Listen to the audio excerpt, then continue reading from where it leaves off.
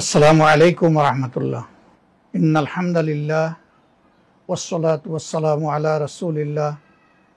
প্রিয় দেশবাসী, আশা করি আপনারা সকলেই মহান রব্বুল আলামিনের একান্ত মেহেরবানিতে সুস্থ আছেন। বহুদিন পরে আজকে এইভাবে আপনাদের সামনে আসার সুযোগ মহান রব্বে কারিম আমাকে দান করেছেন।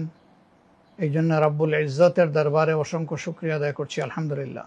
প্রিয় বাংলাদেশ আমাদের জন্মভূমি, আল্লাহ তাআলার একটি শ্রেষ্ঠ নিয়ামত, একটি উপহার এ দেশের প্রত্যেকটি নাগরিকের জন্য। দেশকে আমরা ভালোবাসি এবং দেশকে নিয়ে, জাতিকে নিয়ে আমরা সকলেই চিন্তা করি। আজকে একটি বিশেষ বিষয় আপনাদের সামনে আমি হাজির হয়েছি। দীর্ঘ 1 মাসের অধিক সময় আমার অসুস্থতা এবং চিকিৎসাজনিত কারণে অনেকটাই আমি আপনাদের কাছ থেকে দূরে ছিলাম।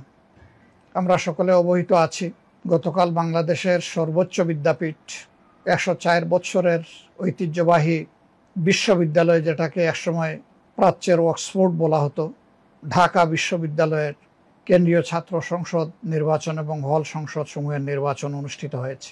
এই নির্বাচন ছিল ছাত্র সমাজের কাছে বহুদিনের প্রতীক্ষিত একটি নির্বাচন।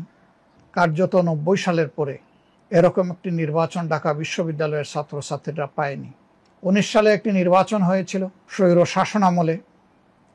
এ নির্বাচন ছিল সাজানো, পাতানো এবং কঠোরভাবে নিয়ন্ত্রিত। কাজেই সে সময় ছাত্রছাত্রীরা স্বাচ্ছন্দ্যের সাথে উৎসব মুখর পরিবেশে ভোট দেওয়ার কোনো সুযোগ পায়নি। দীর্ঘদিন পরে এবারকার এই নির্বাচন, ঢাকা বিশ্ববিদ্যালয়ের সব কয়টি প্রতিষ্ঠিত ছাত্র সংগঠন, মেধাবী, প্রতিশ্রুতিশীল অনেক স্বতন্ত্র ক্যান্ডিডেট, তারা বিভিন্নভাবে বিভিন্ন নামে এই নির্বাচনে অংশগ্রহণ করেছেন। কেউ একক দলীয়ভাবে, আবার কেউ জোটবদ্ধভাবে। এই নির্বাচন ছিল ছাত্রছাত্রীদের কাছে একটি আনন্দ উৎসব এবং উৎসব মুখর পরিবেশেই তারা সারাদিন নিজেদের ভোটের অধিকার প্রয়োগ করেছেন। ছাত্রছাত্রীদের সকলেই ভোট দিতে পেরেছেন যারা ভোট কেন্দ্রে এসেছেন।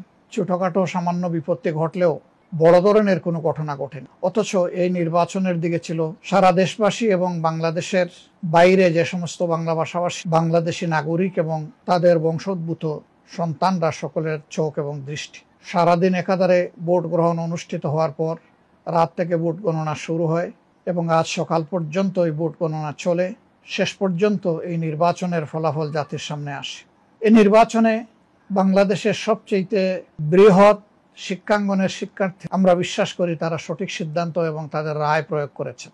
তারা ভুল করেননি। তাদের আপন প্রতিনিধি নির্বাচন, কেউ তাদের উপর জোর খাটাবার প্রয়াস করলেও সেটা সুযোগ পায়নি। শেষ পর্যন্ত তাদের রায়ের প্রতিফলন হয়েছে। আপামর ছাত্র ছাত্রীদের রায়ে যারাই নির্বাচিত হয়েছেন বিভিন্ন প্যানেল কিংবা স্বতন্ত্র অবস্থান থেকে, আজ আমি আমার নিজের পক্ষ থেকে এবং বাংলাদেশ জামাত ইসলামীর পক্ষ থেকে তাদেরকে আন্তরিক অভিনন্দন জ্ঞাপন করছি।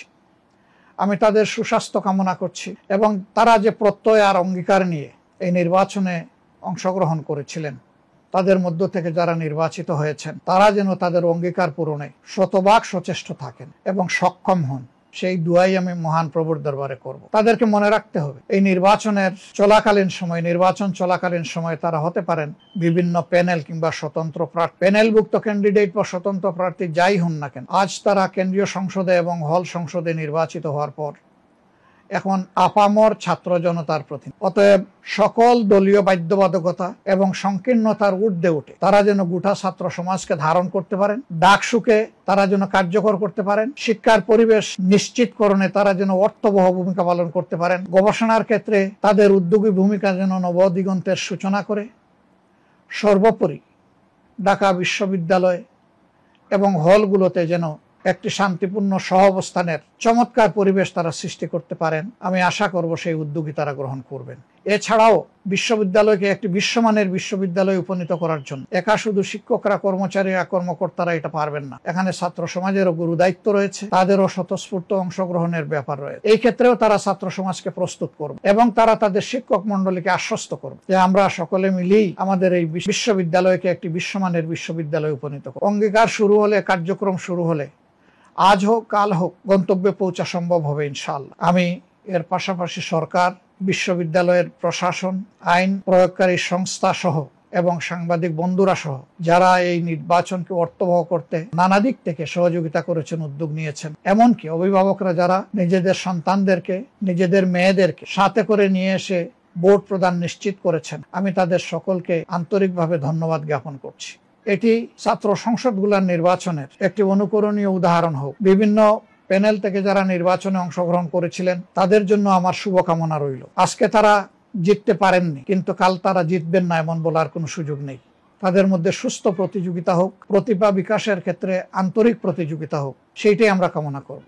এবং এই নির্বাচন শুরু হওয়ার আগে তারা যেমন পরস্পরের সহপাঠী এবং বন্ধু ছিলেন, এখন থেকে পরবর্তী দিনগুলোতেও তারা সেভাবে মিলেমিশেই বিশ্ববিদ্যালয়কে গড়ে তুলবেন, আমরা সেটা তাদের কাছে প্রত্যাশা করি। একটি সুন্দর বিশ্ববিদ্যালয়, একটি সুন্দর ছাত্র সংসদ জাতিকে নতুন দিনের ইশারা দেওক, নতুন দিগন্তের উন্মোচন হোক, এই প্রত্যাশা ব্যক্ত করে আপনাদের সকলের প্রতি আরেকবার আন্তরিক ধন্যবাদ জ্ঞাপন করে আমার বক্তব্য এখানেই শেষ করছি। আল্লাহ হাফিজ। বাংলাদেশ জিন্দাবাদ। বাংলাদেশ জামাত ইসলামী জিন্দাবাদ।